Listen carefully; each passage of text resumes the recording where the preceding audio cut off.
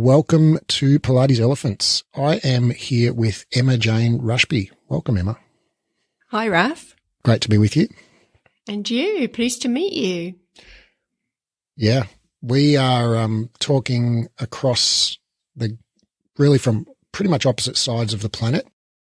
And we are here today to talk about the development and differences and similarities of Pilates in the UK compared to, I'm going to say broadly the rest of the world, but really I don't know if I can speak for the rest of the world. I'm just going to speak for my little corner of it. So Pilates in the UK versus Australia, not versus, but just like in comparison with Australia, and how the development has been different, and how we're, where we're similar and where we're not similar. So could you please introduce yourself to the Pilates stratosphere? Sure. So I'm Emma Jane, and I'm a Pilates teacher in the UK, specifically in Sevenoaks in Kent. And I got my certification in 2000. So did my training in the very late 1990s. And my background is in dance. I'm not sure if that's particularly interesting or original, because lots of Pilates teachers come in via that route. But however, that is my story, and it does influence a lot of my teaching. So that's my background. And so can you tell me your teaching situation currently? Yes. So I teach Pilates mat work in community centres and church halls here in the UK, and also Reformer. But I do the Reformer and one-to-one stuff on a very small scale. So the majority of my teaching is still small group. So maximum 12 people in a group mat work situation of varying different levels. Mm-hmm. And so you are self-employed in all of those situations? Yes, I'm self-employed. Yeah, sole trader. It's just me doing the whole thing. Okay. And when you're teaching Reformer, you said like maybe there's like 2 or 3 or 4 clients in the space. Is that in your own house, or where do you teach? Oh, so I have a Reformer coming actually to my own house. It's going to be delivered tomorrow, but I teach with an osteopath in my town, has a room that he rents out, and I share it with another physiotherapist, and we do one-to-ones, or I do one-to-ones in there. So that's my setup. Quite small.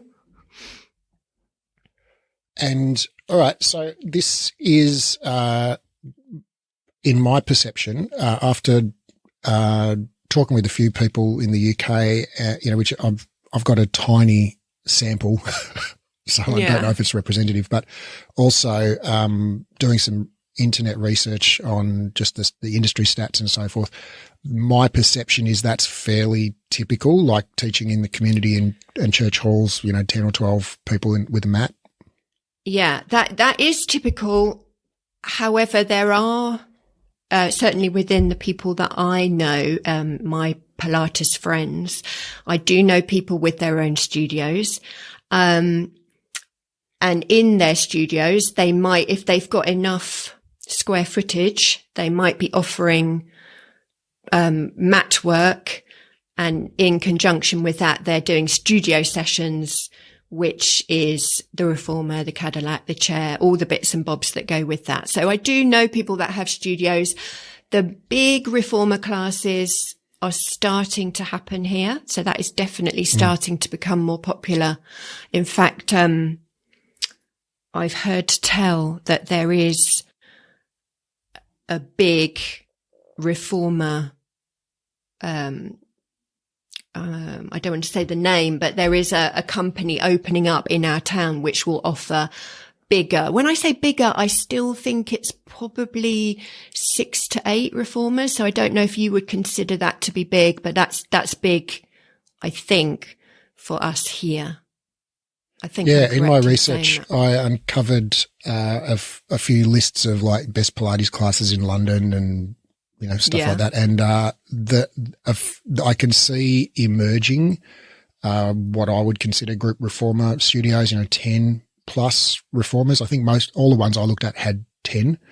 They had 10 plus. Right. And there was one called Frame and one called 10 Health and Fitness. Right. And the way that they were describing their classes when I looked on their websites was like, oh, there's this new workout that no one's ever heard of before. It's called Pilates Reformer, and kind of describing what it's all about. And it really put me in mind of when we opened my studio, Breathe Wellbeing, in 2007 in Melbourne. That's exactly the same kind of language we use, because people were like, "What the heck's a reformer? I've never heard of one." Okay. So yeah. So it feels to me like it's. Oh, sorry, you go. No, I was just going to say, I think that there's been a lot of media coverage over the years, and I think people are very familiar with Pilates. So most people that you would talk to are familiar with it. They know the mat work, and they're becoming more familiar with the reformer and the other bits and bobs of equipment. So I don't think that anyone would think that it was a new thing. I don't think that's the case. But if I walk down the high street of whatever town in the UK and just asked a random person, what's Pilates, would most of them sort of answer something about mat work, do you think? I'm pretty sure if you stopped someone on the street and said, what is Pilates? A lot of people might say something like, oh, that's good for back pain. I actually think that would be, if we were playing a game, what would be your top answer? I would take a bet that a lot of people would reference back pain, because there's been quite a strong rehabilitation type emphasis on Pilates here, stemming from the mat work. Yeah, I think so.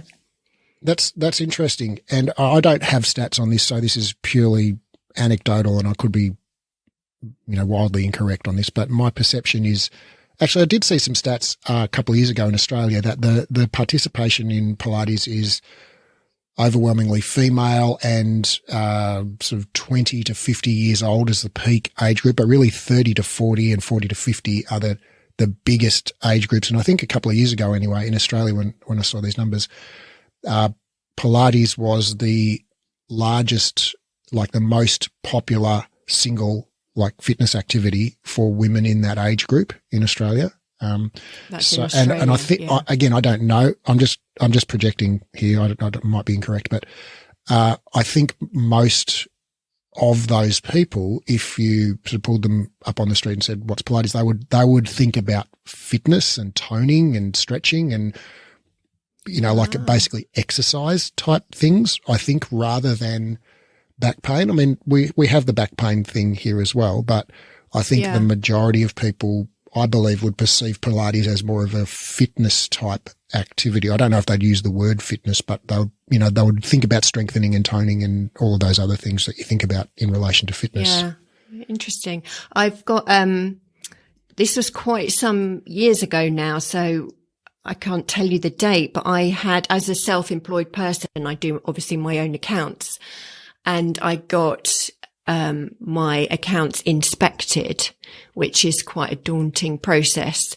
So I can remember the tax inspector introducing herself to me and asking me what's the nature of my business. And the first thing she said was, "Oh, Pilates, that's good for backs.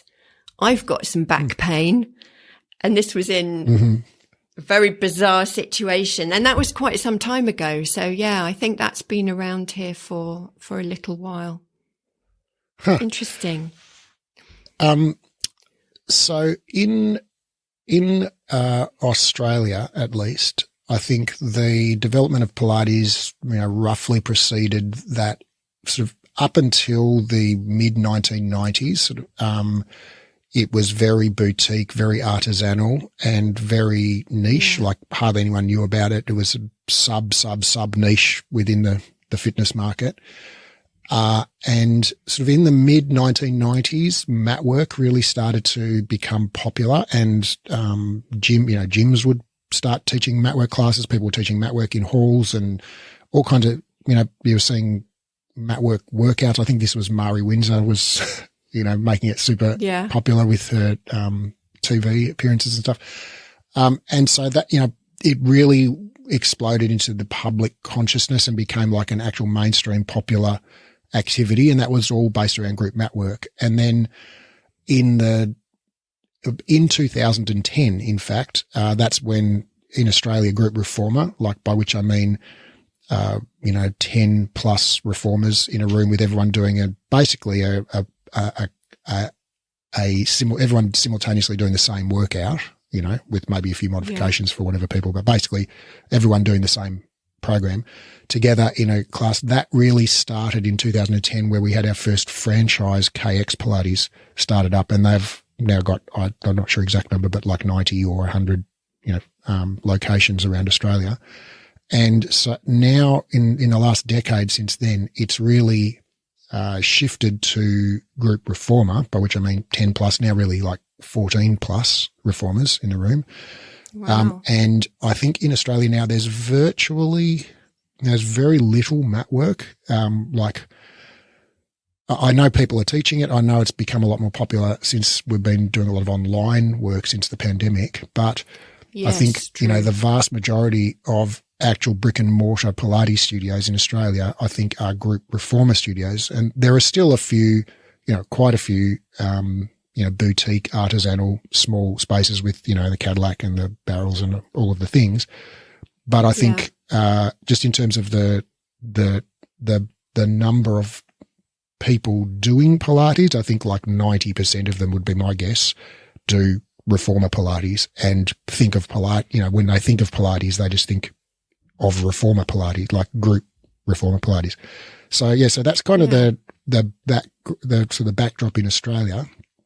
Can you paint that last sort of 25, 30 years in the UK for me? Yeah. So, the training body that I trained with started their introducing mat work to the masses. I think it was 1996, and the whole ethos, the whole value of the training body was to make it more available to more people, because by nature of the mat work, you can literally take it to more places because you don't need any equipment and you can reach a wider number of people. And I also think it made it more available to more teachers as well to train, because the nature of training prior to that was going and doing an apprenticeship, wasn't it? In, as you say, a boutique studio. But with this mat work, this basic mat work course, it enabled more teachers to be introduced to the method, which then brought it more widely to more people, which I think is a really wonderful thing. I still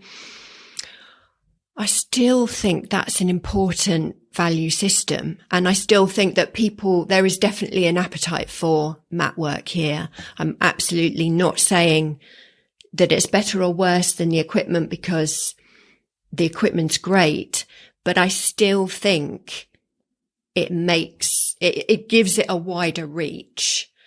And I also feel that, talking personally about a lot of my clients, as I mentioned to you before, I'm pretty sure they would still find walking into a Pilates studio of any description a little bit intimidating. I don't think I'm making a huge assumption. I think that would be the case. And I think walking into a group mat work class in a community centre is less intimidating, perhaps, for some people. I mean, I don't want to make a huge generalisation, but I have a sense of that. And also, in my mind, I have sort of two different strands. I think of exercise, and then I think of activity which you might do for pleasure and fun, like mountain biking, swimming, cycling. And I put Pilates in that category as well, because you might just want to do it as a fun activity, which is what I do personally. I don't have any specific back pain or injuries, so I really enjoy doing still a mat work Pilates class even after. So if I qualified in 2000, that's quite a long time, and I still haven't lost my joy in that kind of movement. And I think that's a strong value that still holds. And then just going back to the exercise, I see there's a slightly different strand, which might have a more of a very specific goal in mind. So whether that be strengthening more specifically, or tying your shoelaces, or rehabilitating from your hip replacement. I see that kind of exercise, which Pilates it can also be really great for. And then I see the pleasurable just joy of moving. So I think, and there are crossovers as well. Yeah. Do you see, does that make sense? Yeah, that is a really intriguing insight to me. And I hadn't thought of this until you just said that. But I think in Australia, with the rise of the group reformer studio, and really just the explosion through the whole of the last sort of decade or a bit more, a group reformer studio kind of by its nature employs, 6 or 8 or 10 instructors. They put on a whole bunch of classes through the week. And so, and it's a relatively casualized industry. And so there's a relatively high turnover of instructors. Like I think, like any industry that employs kind of 20 and 30-year-old people, they're in a stage of their life where they're studying and they're moving house and they're getting new jobs and whatever. So there's a relatively high turnover of staff. And so those group reformer studios, constantly are recruiting. And I know, many of the owners of these studios, and, this is probably their biggest headache, is like, how do I find a lot of new excellent trainers? And so what a lot of them have done in Australia is just because there's not a big enough pool of trained Pilates instructors, like if you need, if you're opening a studio and you need like 10 instructors, for your studios, like there's just probably simply aren't 10 great Pilates instructors within a geographical radius that will, work at your studio. So a lot of them have gone to, personal trainers / fitness, coaches, and basically said, okay, you understand exercise. Let me give you a short course on the Pilates, exercises. And then, you like a 6-week course or whatever that is specific to that brand of Pilates, whatever they teach in that studio, like an in-house kind of qualification. But the main kind of qualification or certification that most of the trainers had, or the original one, is their fitness training. And so those people have really brought, I think, in Australia, that fitness approach and mindset, which I don't think is a bad thing. I think it's a great thing. But they really think about, targeting muscles and, getting the burn and strengthening and results and all of the things that you talk about in a personal training session. And I think that that's definitely a large influence in Australia. And I agree that in Australia, there's also that other, quite significant segment, I think, which sees Pilates as an enjoyable pastime, like it's Pilates as play, as you say, and it's like exploration and making which shapes, has health and wellness benefits. Right. Sorry, I was just going to say that also has health and wellness. Sorry, Raph. Yeah. I was just going to say that I feel that has strong health and wellness benefits. Yeah. Right. But it's not. So definitely, I agree. But I think in that kind of Pilates as play space, it's not really, we're not targeting like, I want to get bigger triceps or I want to tone my XYZ body part or whatever, No. Yeah. No. So that's actually, interesting. You go ahead. Yeah. I was just going to say, when you mentioned toning there, because you've just done a post on toning, haven't you? Yes. And I had an experience where a client had been coming for a little while, And she came up to me at the end of a class and said to me, when are we going to be doing toning exercises? And I think I probably stood there, didn't really think quick enough. I was surprised by what she'd said. And when I reflected on it, because there was a lot of classical exercises. We were probably doing all the, the abdominal stuff, just everything you would get in a classical Pilates class, not an easy beginner's class. So I was a bit surprised by the comment.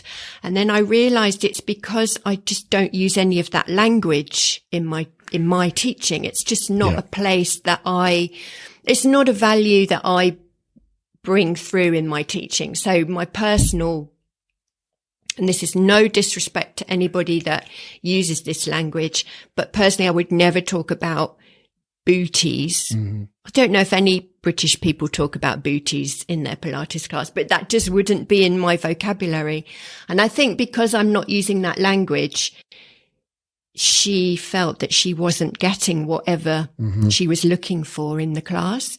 So I think sometimes it's important to know what your clients are looking for. So I think sometimes I would say if someone said, what is Pilates? I might say to them, what do you need Pilates to be for you? Because I think it's important that people understand what they're going to get. I had a little boy when I used to teach dance years and years ago, and he was about 8, and he used to come into class really happy, bouncing around, dancing around. And one time he came up to me and said, when are we going to do karate? And I thought, oh no, someone's really misled you. Someone's really misled you. I don't know if that was your mum or your dad. It wasn't me. And I really hope that he found what he was looking for. I really hope that he eventually found that class. So, we can get our wires crossed, can't we? So I think it's important that everyone knows what they're getting. Poor little Well, I think chap. we've all seen the little cartoon that says, oh, Pilates. I thought you said pie and lattes. But I don't think I've ever heard of Pilates. I thought you said karate. I don't think I've ever seen that one before. Poor little guy. He was just like, this is not what I signed up for. No, I can see why he would be disappointed. When are we going to break some boards? Yeah. That is interesting. So, there's definitely a part of the Australian industry that would be 100% in parallel with or sympathetic with what you just said about basically, it's not about the booty or, whatever name you're going to use for the butt. It's about, it's about more general benefits like just feeling, mentally healthy, feeling physically energized and enjoying your session and having some me time and connecting with other people and all, just having some fun basically. Yeah. And also strengthening. I think we can talk about strengthening, can't we? And I think that's what you say. And that's what you were saying in your recent post, that the strengthening, I wish we could emphasize that more. And especially with, in the UK, there's been a massive furore about menopause. I don't know whether that's been similar for you in Australia, but lots of women are now coming forward wanting more strength work because they're suddenly realizing that they need to look after their bones and build their muscles. So that is something that's really very big here at the moment. So, but that's great, isn't it? That more people are looking for strength work. Yeah. That's awesome. Really.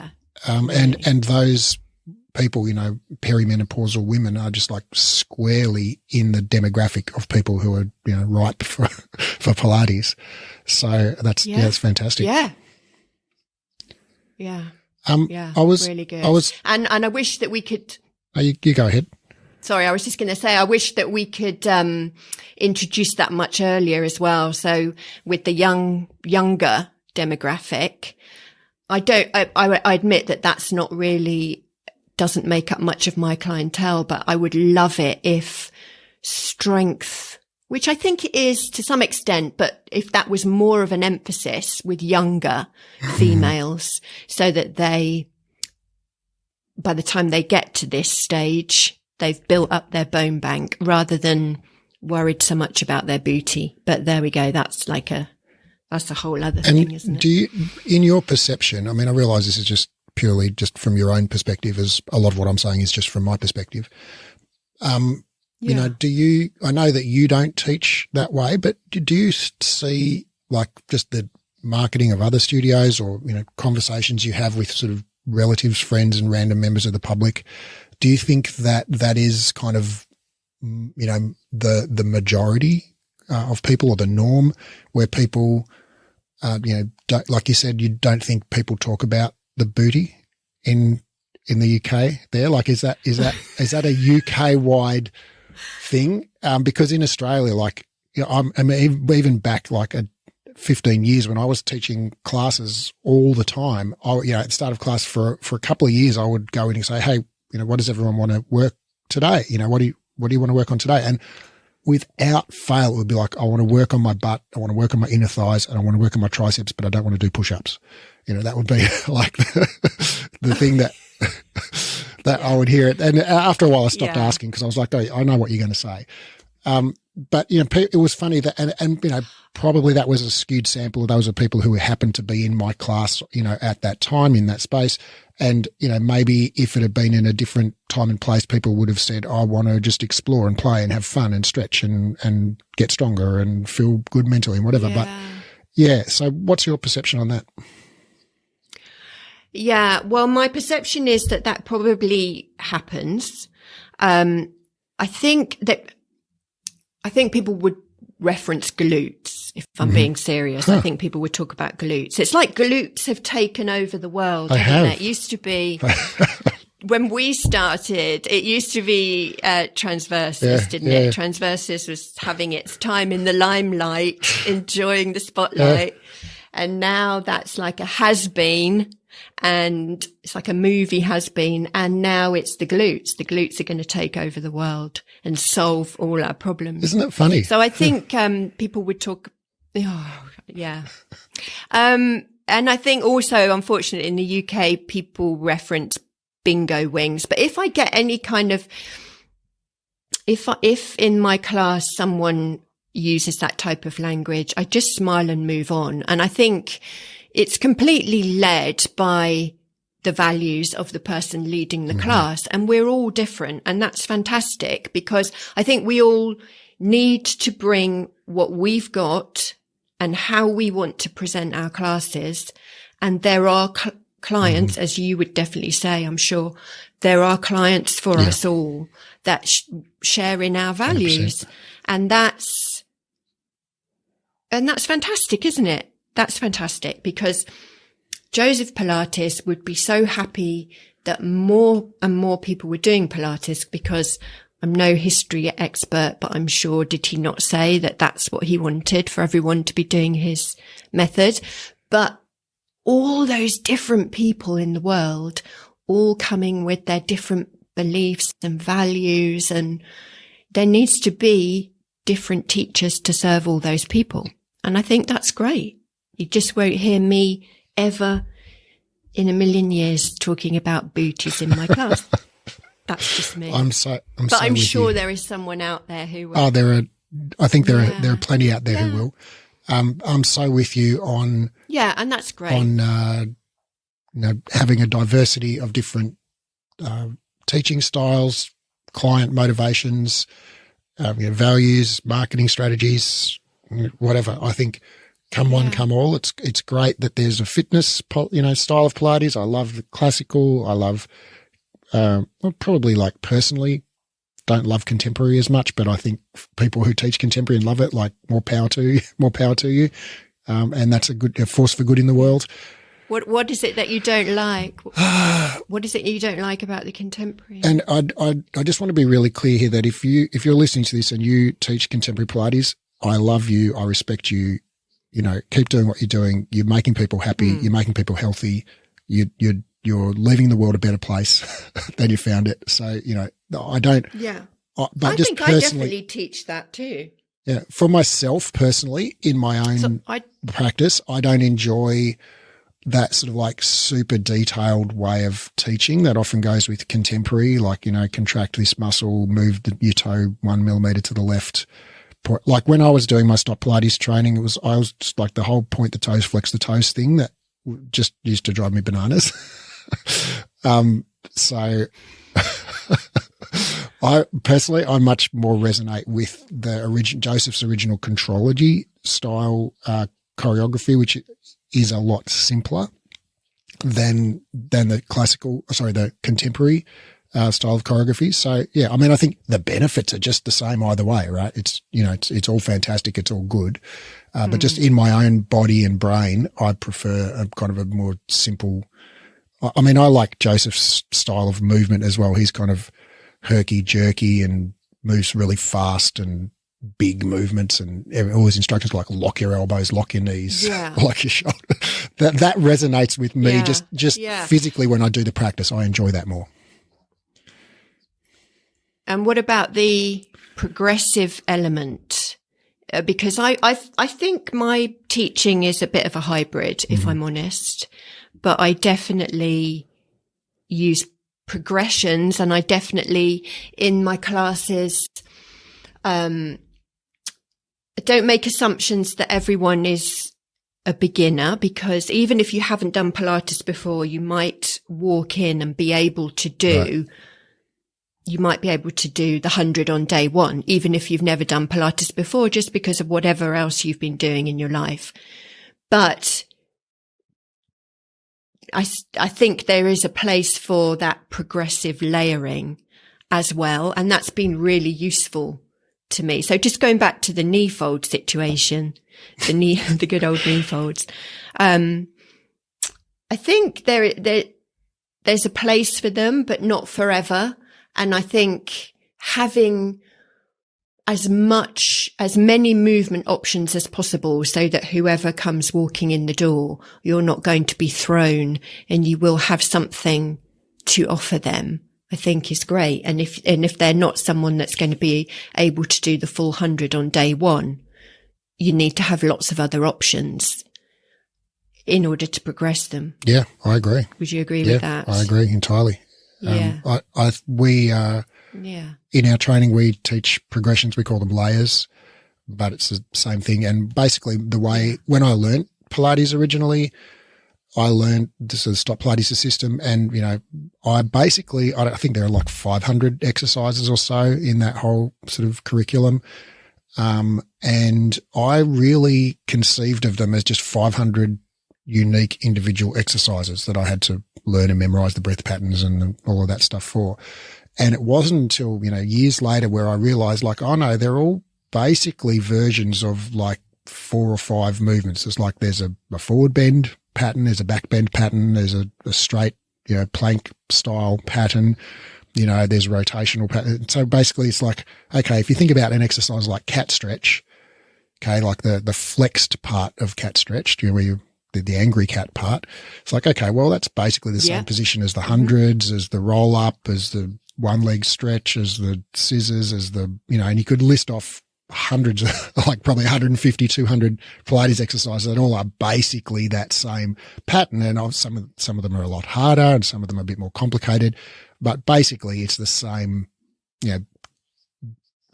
basic movement. And so that when I understood that, it's like, 1/3 of Pilates is just cat stretch, like a harder version of cat stretch. That really enabled me to start programming much more easily and fluently for people, because I could then just go, okay, well, if you can't do the hundreds, well, there's like 50 other exercises that are like in like tiny gradations. You can make it a tiny bit easier, a tiny bit easier again, a tiny bit easier again, or you can make it a lot easier. And you can regress them all the way back to pelvic clocks on the, on a mini fitball, which in my mind is just cat stretch, but, a lot easier. So I think that, absolutely that idea of progressions, I think, is core to the way that I think about, teaching Pilates and what we teach in our training courses. Yeah. And and when you're first starting out on your teaching journey, I don't think it's always easy to spot that straight away. I think that takes a little bit of time to make those associations. I always found, because I used to be a supervising teacher, which means that when the students were doing their training, they could come in and practice on real, what I call real bodies. So members of the public, which is very different to practicing on your fellow, student teachers, isn't it, in a studio? So coming out to the community centre and seeing real people in the way they move. There was definitely a stage where they were teaching from the manual and not actually able to really see the people in front of them. And then there's a shift where they start to relax into it more, and then they're actually able to see the people and the shapes and the movements at joint level, and then be able to recognize those different shapes and different movements. But when you're first starting, it's a lot to take in, isn't it, if you've not done any kind of teaching in that way before? Yeah, I think what you're describing, I think of it as a parallel with driving. And we've talked about this a lot when we were developing our course, that when you're first learning to drive, your focus is really quite close. It's within the cabin of the car. You're thinking about the gear shift and the pedals and the steering wheel and the buttons and the turning signals. And you're thinking about all those, those detailed things that are inside the cabin. But as you become more and more skilled and comfortable driving, like after you've been driving a few years, you don't really think about any of that. You're looking outside at the traffic, at the road ahead, thinking, so you start to focus, and so I think you start to focus outside the car, and the mechanical actions of driving become kind of second nature, and you don't think about it. And I think that's the same with teaching Pilates. When you first start, you're very focused on the mechanics of what words do you say, and, stuff like that. Whereas as you become more experienced and that stuff becomes kind of second nature, and you just become less anxious, I think, basically, and you stop focusing on yourself and what you're doing, you start focusing on the clients more, and you notice what's going on for them, and that becomes your focus. Yeah. And that's when you're really teaching, right. And you can sort of, I always think with the class plan, you have your class plan, but it's a bit like a birth plan. So it's comforting to have it there, but you've got to be prepared to throw it out the window if you need to, and be able to react to the situation as it's happening. So yeah, that's a lovely moment, isn't it? When you really feel that you're teaching then and responding to real people. And then you can think about the language that you're using, which we know is so important. And, I had a fairly new experience just going back to the strength, and funnily enough, the personal training. I've started doing a little bit of strength work because I want to remain strong. And, we were doing a chest press, which is it's a new experience for me. And he said to me, he was spotting me because I'm really not very good at it. And afterwards he said to me, "There's no shame in not being able to do it, Emma." And I didn't, he's a lovely guy, and I didn't take offense, but it stayed with me. And I thought, well, I wasn't feeling any shame in not being able to do it. But you said that now, and I'm thinking, should I be ashamed of not being able to do it? It was just interesting that being as a student, it just made me aware of, comments that we make, can be very powerful, can't they? So, being a student and picking up on what the teacher said, I just thought that was really interesting. So I'm very, mindful about language, and the whole thing about the fear language, which is prevalent, isn't it? Not making people scared about their movement, which they definitely are. Especially in that rehabilitation environment. Yeah. And probably that is the biggest single shift in my thinking and teaching from my original contemporary training with Stop Pilates to, the way I teach and think now is, I think when I learned it anyway, Stop Pilates was very focused on, picking up the things that were, quote, wrong, end quote, with the person's posture or their technique or their muscle balance or their range of motion or their whatever it was. And so I was very sort of nitpicky to my thinking about like, okay, let's find all the things that aren't good, quote, about this person. Yeah. And I think, I really think, well, one, it turns out, and we've talked about this a lot on this show over the years, but it turns out that most of those things that are, quote, wrong actually aren't wrong. They're just like normal human variation. And that even when you have something that is like, oh yeah, this client like objectively isn't very good at this move, right? That's a real possible situation, right? Yeah. That it's much more effective. It's much more effective in terms of how the client will improve, to facilitate them getting better at it. It's actually much better to focus on what they're doing right in the move and to encourage them to do more of that and to then maybe focus on what else they could do right, rather than focusing on what they're doing wrong or how they didn't, quite get it right. Yeah. Yeah, absolutely. So powerful. I can remember one of my really early movement experiences. So obviously coming from a dance background, there's been some negative movement experiences, but I can remember one teacher, I was doing something across the room and there must have been something that looked a bit clunky and weird with my arms. And she came up to me and said, what can we do to make this feel better for you? What should we do? And we discussed it together. And that was probably about 40 years ago. And I can still remember the way she spoke to me was very respectful and she humanized me, which was unusual for a teacher to do that. It's normally just, you must do this. But I can remember that interaction, that respectful interaction, even now to this day, it was more of a collaboration, not just, I see you, you need to do this. It was more, what can we do to make that feel better for you? Which I appreciated. So that's a value that I think I really have kept and want to bring through in my own teaching. So you pick up things through life that are important to you and pass them on to other people, I think, don't you? Isn't it wonderful how just those tiny little interactions that I imagine that woman has completely forgotten about that conversation years since, but it's made such an impression on you. Yeah. And I'm sure that we each have those moments where we've had little interactions with a client where it's like completely passed us by as an instructor, but the client is really making a big impression on the client. In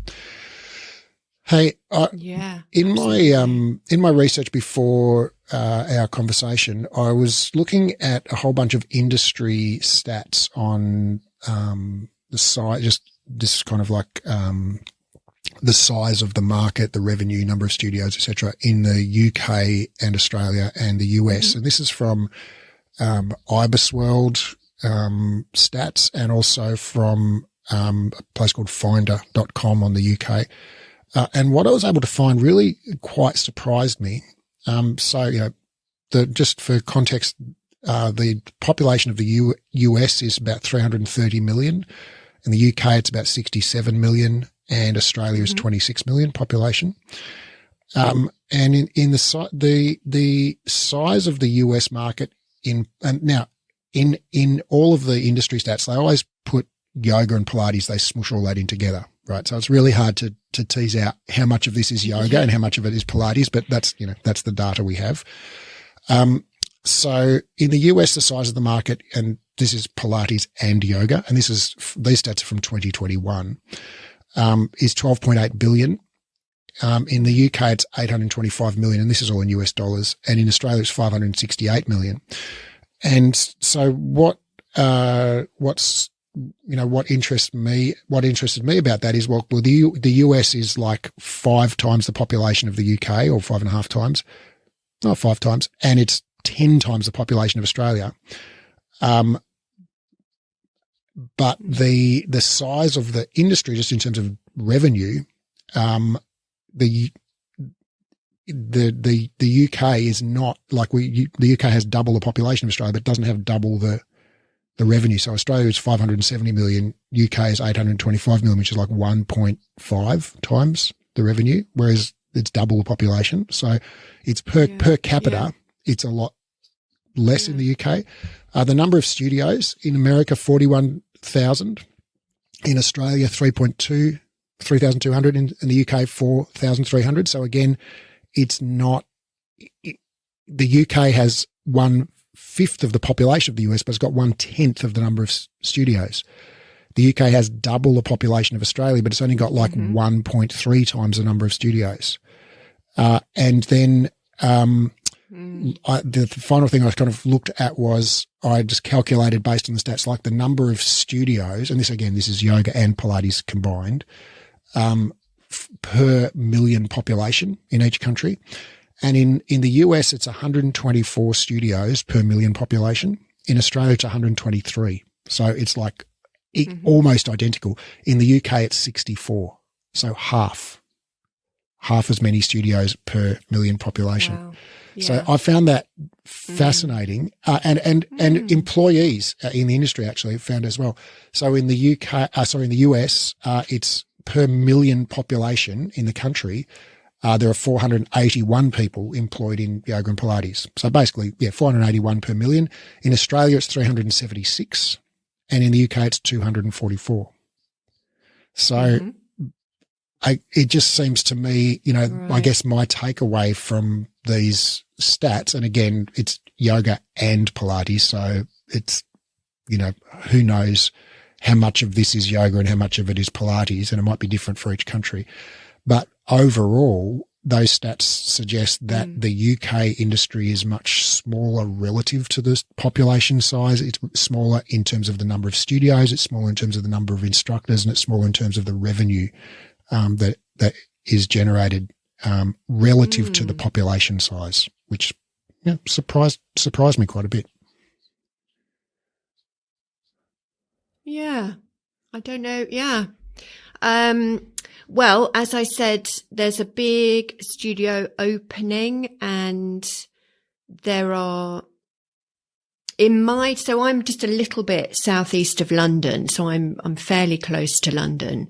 So perhaps London would be the epicenter, and then it spreads out from there. And then I'm not, I can't speak with any authority, but perhaps it starts to diminish, and there's less and less as it spreads out from there. Possibly. I don't know. I feel like we're doing quite well in my town for yoga and Pilates teachers and studios. So, but that's not everywhere, is it? It's difficult to, difficult to gauge. I think, because these are industry level stats, that it could be, I mean, I don't know how they put these stats together, but I imagine they sort of look at tax returns and census data and surveys and things like that. Maybe because in the UK, and I'm just kind of guessing here, but because a lot of Pilates happens at community centres and church halls and things, maybe there's just like a lot of those things fly under the radar in these kinds of stats. And it's like people just take cash up front and doesn't declare it on their tax return, and so they're not technically an employee, or so maybe a lot of that's invisible on these kind of industry level surveys. Yeah, I don't know. Possibly. I don't know. I couldn't speak with any authority on that. Or, I don't know. I definitely pay my taxes. I'm sure you do. Or maybe the UK industry is primed for a massive explosion, like an almost doubling in size over the next decade, because it's like there's lots of opportunity there that's still in the potential phase. Yeah, untapped potential. Yeah, possibly. So, do you have a view on, how do you see Pilates, if at all, has changed over the last year or two of the pandemic. You know, like we've seen in Australia, and I think internationally, I think we're seeing a proliferation of online classes now. When I was doing my research in the UK as well, I saw a whole bunch of studios have on-demand and live streamed options as part of their package now that you can sign up for. These are brick and mortar studios I was looking at. And that's the same in Australia as well. I think a lot of US companies are doing it as well. And so that has kind of brought back a lot of, like, that has kind of been a resurgence. There's been a resurgence of mat work, I think, in Australia because of that, because of it being online. But I wonder if that has changed. I wonder if, you know, what's your perception of how, if at all, that has changed the industry landscape and just the prospects for Pilates teachers in the UK? Yeah, well, I agree. It has definitely shifted. So when that happened and we all went online, I went online alongside everybody else. And then subsequently, when we all went back and we were able to do in-person classes, I gave my clients a choice, and I fully expected them all to want to go back to in-person classes. And I was very surprised that a significant number have still requested to stay online. And I was quite surprised, but very happy to do it. So I have a number who are doing online, and then I have a number who have gone back to in-person classes. And I see that, I think, is the same with my peers. I think almost everyone is offering some kind of online service. So I think that's definitely the case. And the same with studios. So I think, the only thing is, I don't know how many people have their own reformers at home. So it's basically mat work based classes. There are some people that have reformers at home, aren't there? But the other thing that I think it's shifted is for the teachers. I think it's opened up a whole new world for the teachers. So, I mean, it's quite mind-blowing, isn't it? It's like a seismic shift in our culture. So you could only originally ever really know what anyone else was doing if you went to someone else's class, and you could only really get ideas for new, you know, choreography and repertoire if you went to someone else's class and wrote it all down diligently afterwards. But now this whole world has opened up, and you can see so many different teachers, so many fantastic teachers, and also from the education point of view as well, it's opened up new horizons in terms of education, which is fantastic for teachers. So I think, that's really interesting and unexpected. I mean, there was always the online stuff before, but now it's just more so, and people are definitely going down that route. I agree with. Which is what drew me to. Sorry, beg your pardon, but it's what drew me to Pilates Relevance, which is how I first learnt about you, and I know that's the case with other people here. Through your podcast was the first that I learnt about you and your education. And when you find other education systems that share the same values as you, then that's wonderful, because it opens up so many more possibilities. It is wonderful. Because you're always learning. The training's the never done. The Pilates industry, I think. What was it that Gandhi said? Sorry, I was just going to say about, what does Gandhi say about, I've forgotten, there's a quote about learning as if you were going to live forever. So in other words, you just continue your learning. It's never too late. There's never a day where you say, there's no point in me learning anymore now. You just got to keep learning as if you were going to live forever. I cool. really resonate with what you say there about essentially connection, finding other like-minded people around the world. Yeah. That I think the Pilates industry is very kind of fragmented, or was very fragmented, still probably is to a certain degree, with everybody kind of like just doing their little thing in their little tiny corner of the world and not really knowing what anyone else was doing, 2 villages over sort of thing. Whereas now we have this, amazing worldwide connection through the internet and through podcasts and through, YouTube and whatever, where we actually can connect. Like if we're into some kind of weird niche subspecialty part of Pilates, like there's someone else in South Africa or, wherever who's into the same thing and has the same values and the same clients, and we can connect with each other. Yeah. And that's a big drive behind this podcast, is to connect people who are like-minded and share the, value science and becoming better and, all of that. Absolutely, yeah. And I think that's been just a fantastic, unexpected side effect of this whole pandemic, is that it's enabled a lot more connection. And so I think, something that I think a lot of instructors struggle with, and I struggled with for years, is just feeling isolated and lonely and feeling like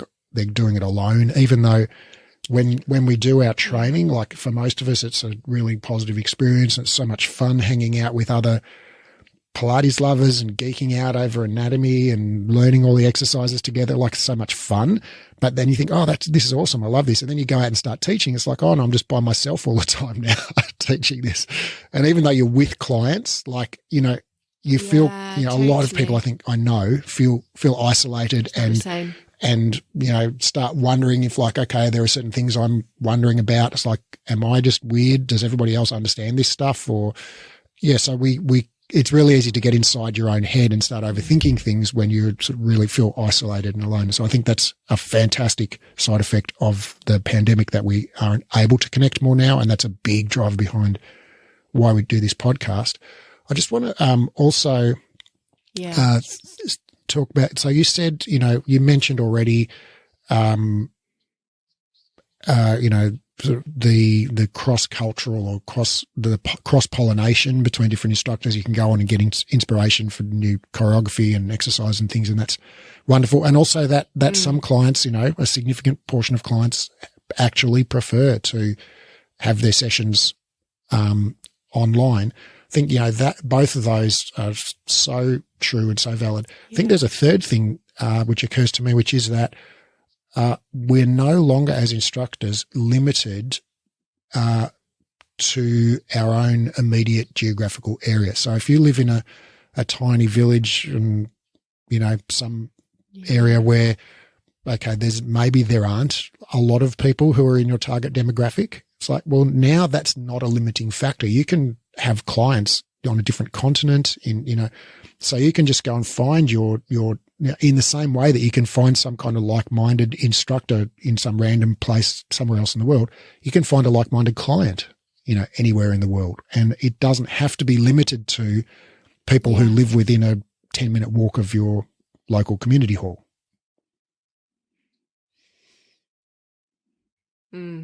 Yeah. That's interesting, isn't it? Yeah, definitely. And amazing. I mean, certainly in terms of being a teacher, wanting to carry on learning, but also, teachers taking their own classes. I've been able to do classes with all sorts of teachers that I never would have been, just thinking about even in the UK, it would have cost me quite a bit of money and time away from my family, organising childcare to go and do a class, whether it be in London or, teachers wherever. And now, there's one teacher that I'm thinking about. She might even listen, Lisa Bradshaw. I hope you're listening. That I've been able to do her class on a Saturday morning, and I never would have been able to do that before. And she's so lovely, and it makes me so happy that it's fantastic positive that's come out of it. It is. That is amazing. And there is just some amazing teachers around the world. And it is such a blessing now that you can, for a lot of these people, you can literally just go up and sign up and do a class with them like they're just teaching 2 blocks away from your home. It's amazing. Yeah. Yeah. It is cool. Yeah, it's cool. So it feels like we're kind of coming to the end of the conversation. Do you feel like we've missed anything? Is there anything, that you feel like we need to highlight? I think we've chatted about the things that we were going to chat about, haven't we? That, we're teaching so many different humans, and there needs to be a huge variety of teachers to be able to teach all those different humans. And now with the whole internet opening everything up, we're managing to do that. And I think Joseph Pilates would be very happy and I think he would be too. So I think we've covered. And when you're talking with your UK based clients, say gluteals, not booty.